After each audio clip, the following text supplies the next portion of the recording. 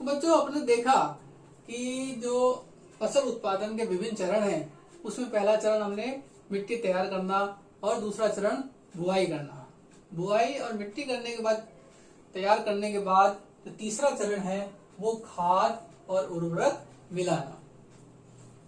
आपने देखा होगा कि किसान क्या करता है कि खेत में एक फसल, उसके बाद दूसरी फसल उगाता है। इस तरह से लगातार वो फसल उगाता रहता है, जिससे उस खेत की जो मिट्टी है, उस मिट्टी में पोषक तत्वों की कमी हो जाती है।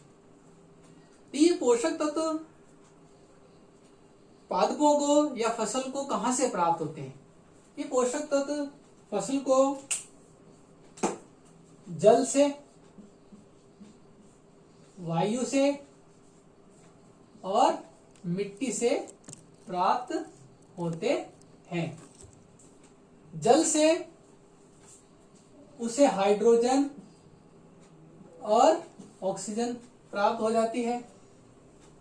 वायु से उसे कार्बन और ऑक्सीजन प्राप्त हो जाती है।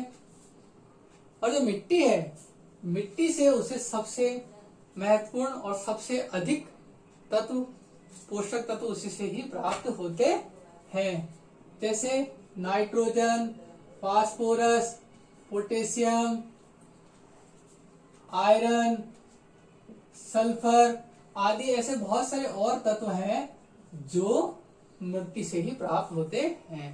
तो लगातार फसल उगाने से उस मिट्टी के अंदर इन सब तत्वों की, पोषक तत्वों की कमी हो जाती है। पोषक तत्वों की जब कमी हो जाती है तो जो पैदावार है, जो उत्पादन है या जो पौधों की अच्छी वृद्धि होती है, वो सब प्रभावित होती है और ये कम हो जाती है। तो मिट्टी में इन तत्वों की कमी हो गई। इसकी पूर्ति के लिए किसान खेतों में या मिट्टी में खाद और उर्वरक मिलाने का कार्य करता है। तो खाद और उर्वरक किसे कहते हैं?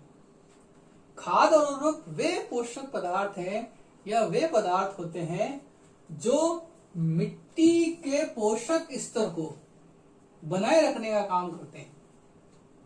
मिट्टी के पोषक स्तर को बनाए रखने का काम करते हैं, यानी उनके मिलाने से मिट्टी में इन तत्वों की जो पूर्ति है वापस से हो जाती है और फसल का उत्पादन हमारा सामान्य होता है। तो ऐसे पदार्थों को खाद और उर्वरक कहते हैं। अब ये खाद क्या चीज है या खाद किसे कहते हैं?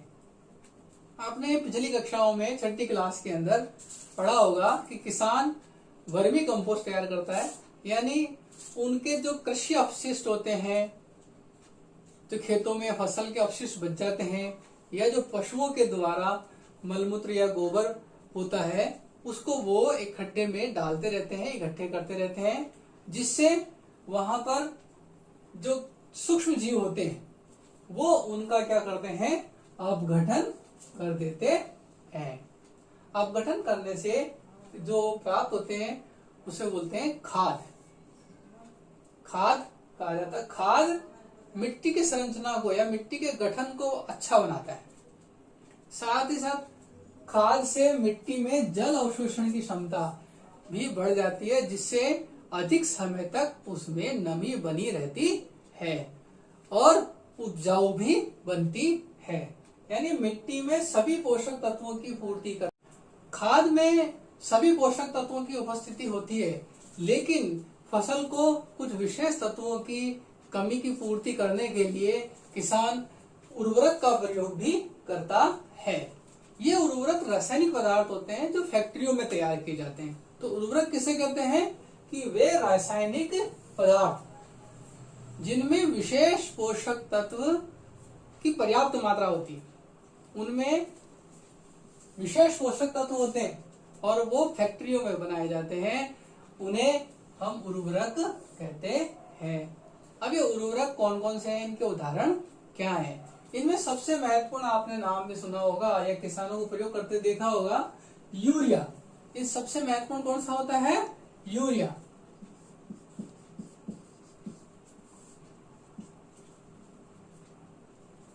अमोनियम सल्फेट,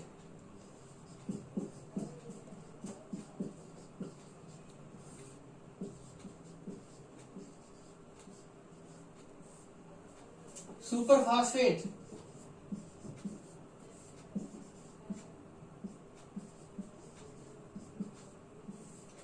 पोटाश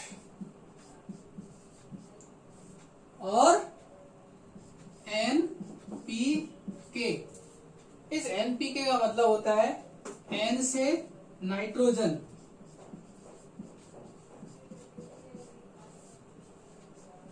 पी का मतलब है फास्फोरस और के का मतलब है पोटेशियम। ये सब उर्वरक हैं। इनमें विशेष पोषक तत्वों की पर्याप्त मात्रा होती है, जिससे फसल का पैदावार या उत्पादन काफी तेजी से बढ़ता है, अधिक मात्रा में होता है। तो किसानों ने इसका प्रयोग बहुत ज्यादा मात्रा में करना शुरू कर दिया और लंबे समय तक जब हम इसका प्रयोग करते हैं तो यह फसल के लिए और उस मृदा के लिए हानिकारक भी होते हैं। वहां की जो मिट्टी है उसकी उपजाऊ क्षमता या उर्वरक क्षमता कम हो जाती है और ये जो रासायनिक पदार्थ है पानी में घुल के ये जल प्रदूषण का भी कारण बन जाते हैं। तो मिट्टी की उर्वरक क्षमता बनाए रखने के लिए हमें फसलें बदल बदल के या एक के बाद दूसरी फसल बदल के उगानी चाहिए, जिससे क्या होता है कि उस मिट्टी में एक ही प्रकार के पोषक तत्वों की कमी नहीं हो। और उसके लिए हमें खाद का प्रयोग भी करना चाहिए। खाद के प्रयोग से अपन ने पहले बताया कि उसका गठन, मिट्टी का गठन अच्छा हो जाता है। मिट्टी का गठन अच्छा होता है खाद से, और अधिक ह्यूमस होने के कारण उसमें सभी तत्वों की पर्याप्त मात्रा भी होती है, जिससे उसकी उत्पादन क्षमता भी बढ़ती है। उर्वरक के कुप्रभाव से या मिट्टी के उत्पादन क्षमता को बनाए रखने के लिए किसान एक और तरीका अपनाते हैं, उसे कहते हैं फसल चक्रण। फसल चक्र या चक्रण। इसमें खेत में एक फसल के बाद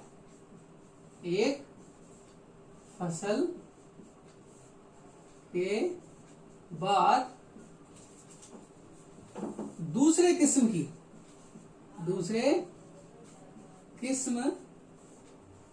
की फसल एकांतर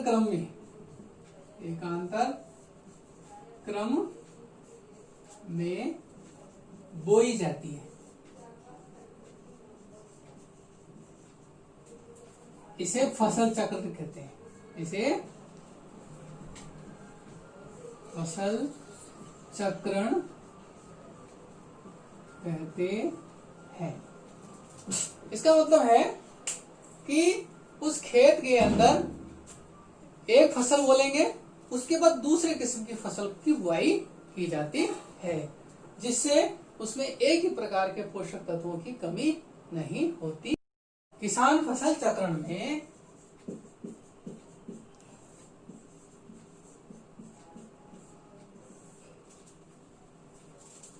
जब दूसरी किस्म की फसल उगानी है, जैसे गेहूं की फसल उगानी है, उससे पहले वे क्या करते हैं कि फलीदार जो पौधे होते हैं वो उनको बोलते हैं लेग्यूमिनस कुल के जो पौधे होते हैं या उसकी फसल होती है उनको उगाते हैं। इसमें जैसे मटर है या सोयाबीन है या ऐसी और जो फलियां हैं, फलीदार पौधे होते हैं या चारा होता है जिनमें फलियां लगती है, उनको उगाते हैं। इन पौधों की जड़ों में ये जो गांठें हैं, इन गांठों के अंदर विशेष प्रकार के बैक्टीरिया होते हैं, उनको बोलते हैं राइजोबियम बैक्टीरिया। ये बैक्टीरिया क्या करते हैं, जो वायुमंडल में नाइट्रोजन होती है, वायुमंडलीय नाइट्रोजन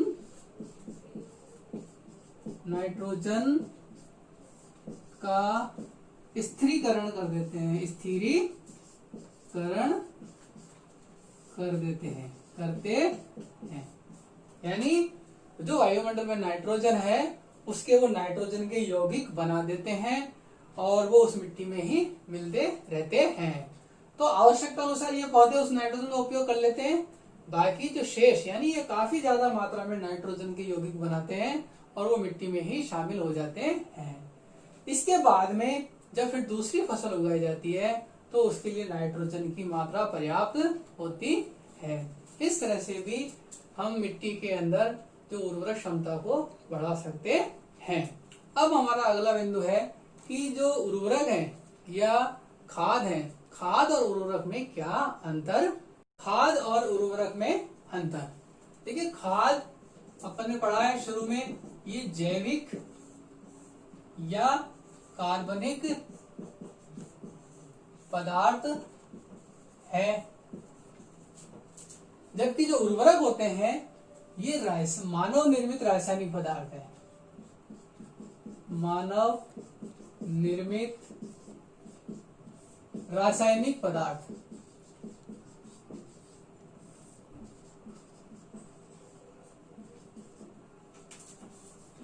पहला अंतर इनमें।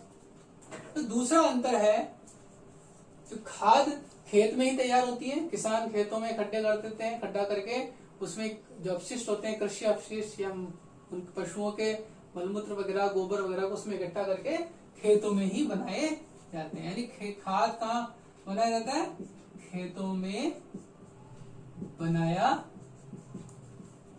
जाता है। उर्वरक कहाँ बनता है, उर्वरक फैक्ट्रियों में बनाया जाता है। कहाँ बनाया जाता है, फैक्ट्रियों में बनाया जाता है।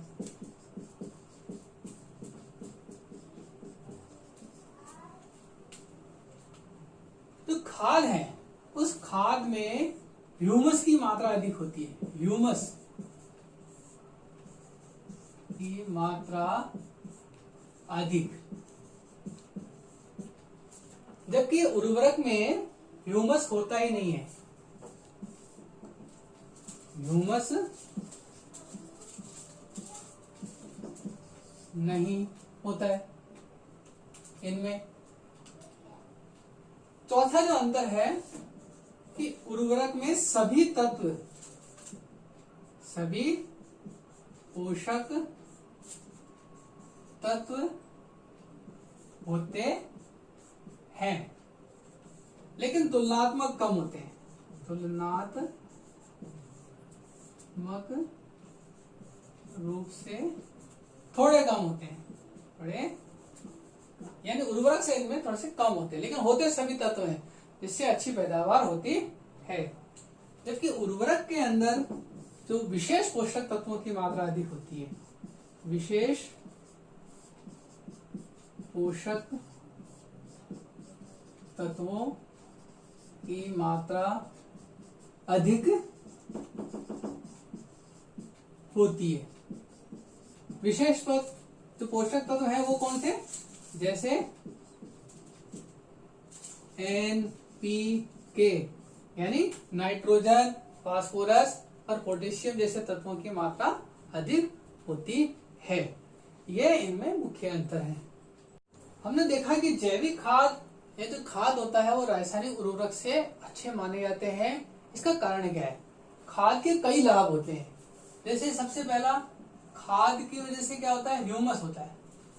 खाद में ह्यूमस होने के कारण मिट्टी की जो जल संधारण की क्षमता होती है,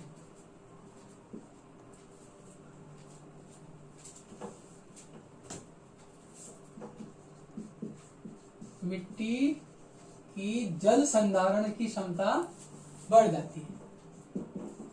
जल संधारण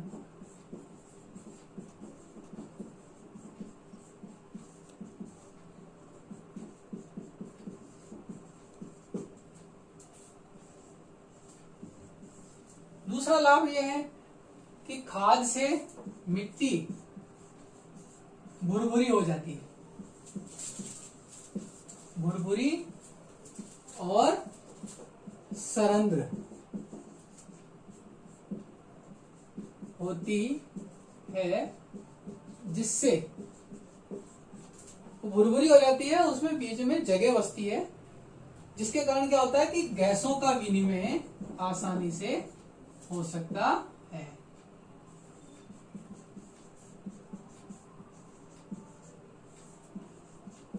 होता है। तीसरा लाभ है कि इससे जो किसानों के मित्र सूक्ष्म जीव हैं, मित्र जीव या सूक्ष्म जीवाणु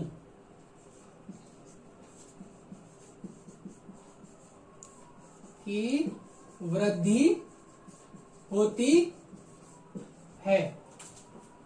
और चौथा लाभ है कि मिट्टी का गठन अच्छा हो जाता है। इन सब लाभों की वजह से खाद उर्वरक से अच्छे माने जाते हैं, इसलिए हमें खाद का प्रयोग भी पर्याप्त मात्रा में करना चाहिए।